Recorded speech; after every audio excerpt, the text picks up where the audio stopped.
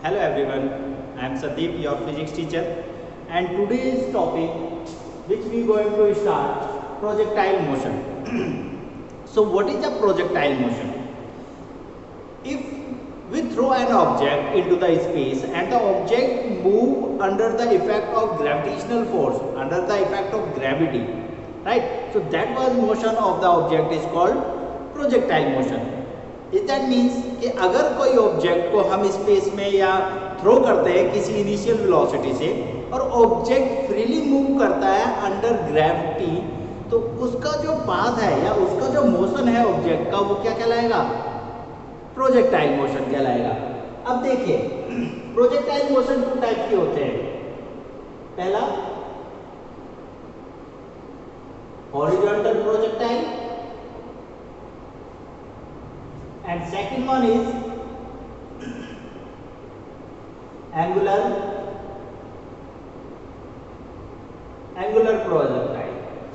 ठीक है, horizontal projectile किसे कहते हैं? हॉरिजॉन्टल प्रोजेक्टाइल दैट मींस कि अगर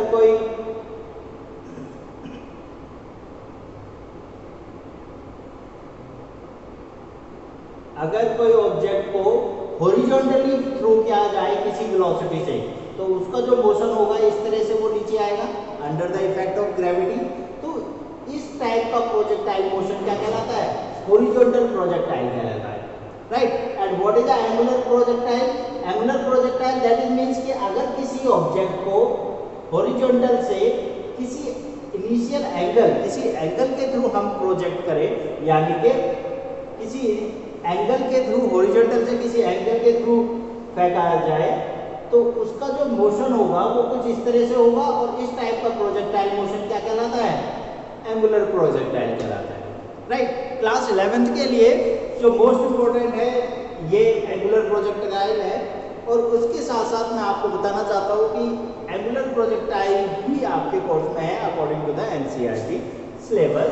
हॉरिजॉन्टल प्रोजेक्टाइल आपका काफ़ी पहले खत्म हो चुका है, लेकिन आपको अगर इंजीनियरिंग लेवल या फिर आईटी की तैयारी करनी है तो आपको हॉरिजॉन्टल प्रोजेक्टाइल भी पढ़ना होगा। बट अभी हम फिलहाल स्टार्ट करते हैं एंगुलर प्रोजेक्टाइल। तो एंगुलर प्रोजेक्टाइल किसे कहते हैं? When an object throw into the space with an angle to the horizontal. So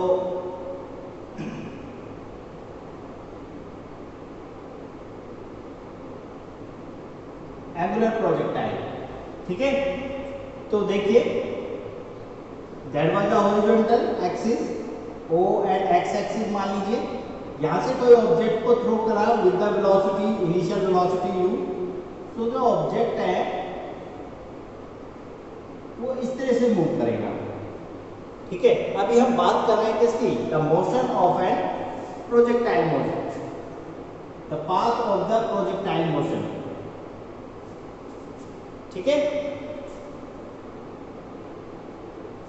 that was the initial velocity u and the angle is theta with the horizontal.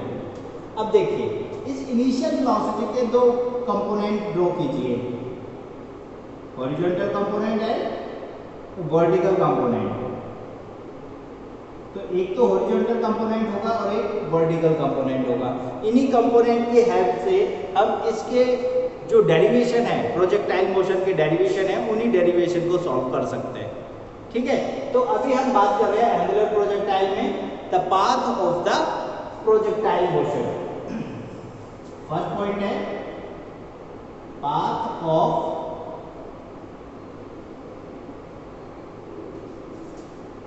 Projectile motion, ठीक है। तो ये theoretical है।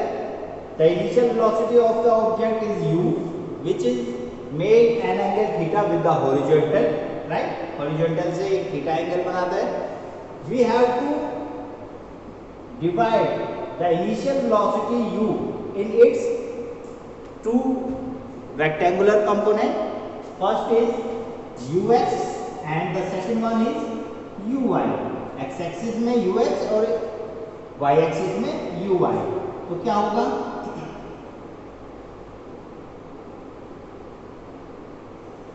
rectangular component of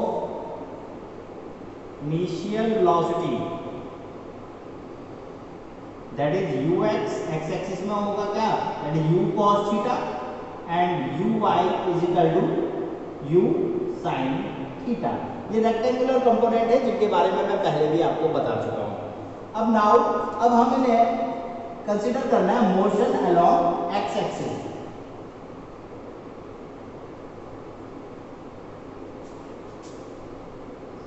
motion along x axis, x axis में motion लीजिए। So suppose कीजिए at time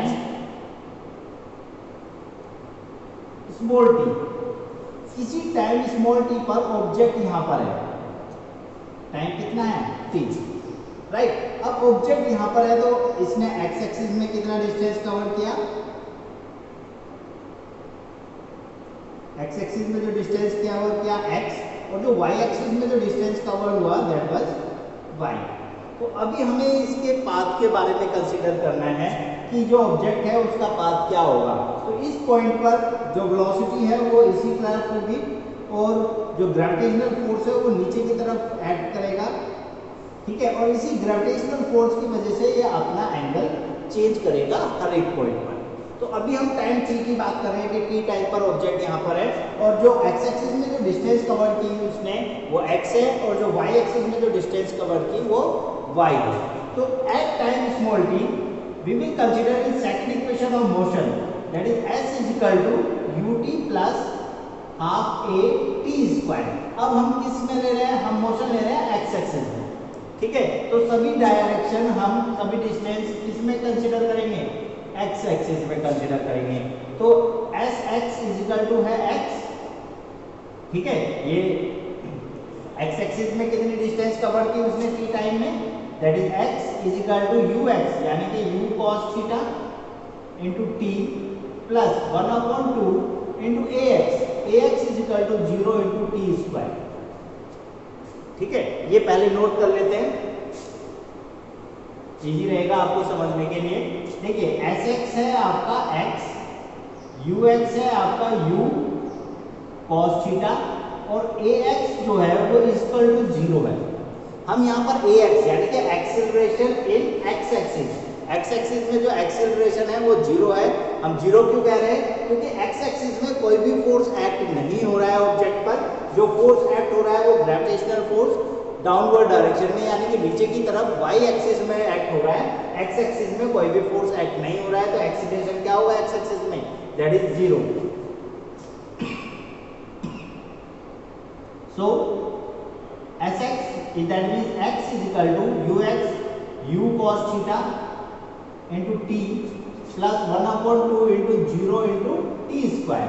ये term 0 हो गए तो x is equal to बचा u cos theta into t, या फिर t is equal to x upon u cos theta। तो यहाँ से first motion along x axis में एक इक्वेशन बनाई जहाँ से हमें टाइम की वैल्यू मिली, that is t is equal to x upon u cos theta।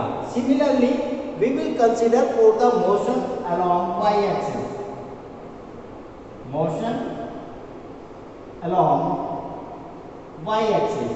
तो y axis में मोशन ले रहे हैं अब सेम टाइम में, तो वहां पर जो sy होगा वो कितना है, दैट इज y uy यानी कि वेलोसिटी का कंपोनेंट इन y एक्सिस, ठीक है। तो uy की वैल्यू कितनी है, that is uy is equal to u sin theta and जो एक्सेलरेशन होगा y एक्सिस में वो कितना होगा, that is minus of g, ठीक है। ऑब्जेक्ट अभी ऊपर की तरफ जा रहा है तो एक्सेलरेशन क्या लेंगे, माइनस g लेंगे। So from second equation of motion similarly जैसे हमने x एक्सिस में क्या था, from second equation of motion, तो सेकंड इक्वेशन ऑफ मोशन क्या है, s y is equal to uy into t plus half into a y into t square. Values put कर दीजिए ये सब और यहाँ से भी हम एक इक्वेशन ड्रॉ कर सकते हैं, देखिए कैसे। तो y is equal to uy that means u sin theta into t plus 1/2 into a y that mean minus g into t square. ठीक है, तो y is equal to u sine theta into T.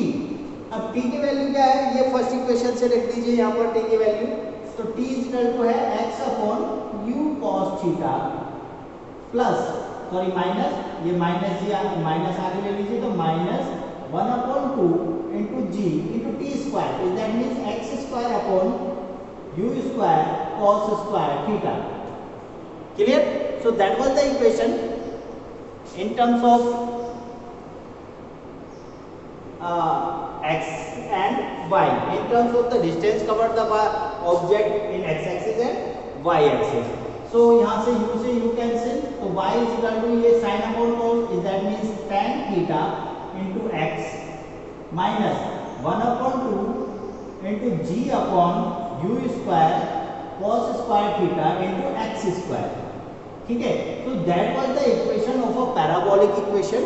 ठीक है, in that case y is directly proportional to the x in the same given time, यानी कि y axis में जो displacement है वो x स्क्वायर के डायरेक्टली प्रोपोर्शनल है, यानी कि displacement covered in x axis के स्क्वायर के डायरेक्टली प्रोपोर्शनल है। इज दैट मींस कि ये एक पैराबोलिक पाथ को डिपेंड करता है। तो जो पाथ होगा किसी भी प्रोजेक्टाइल मोशन का या एंगुलर प्रोजेक्टाइल मोशन का, वो क्या होगा, एक पैराबोलिक पाथ होगा, ये याद रखना। ठीक है, सो कई बार ये क्वेश्चन आता है कि just prove that the path of the projectile motion is parabolic path. तो हम इस तरह से इस इक्वेशन को ड्रॉ करके और इसके बाद हम ये कह देंगे कि जो ये इक्वेशन है it is the equation of a parabolic equation, so the path of the projectile is parabolic. Right class?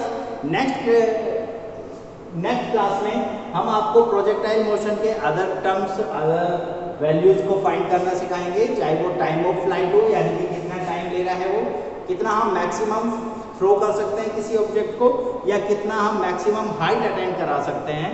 तो वो चीज़ें हम इसमें पढ़ने वाले हैं अभी टाइम।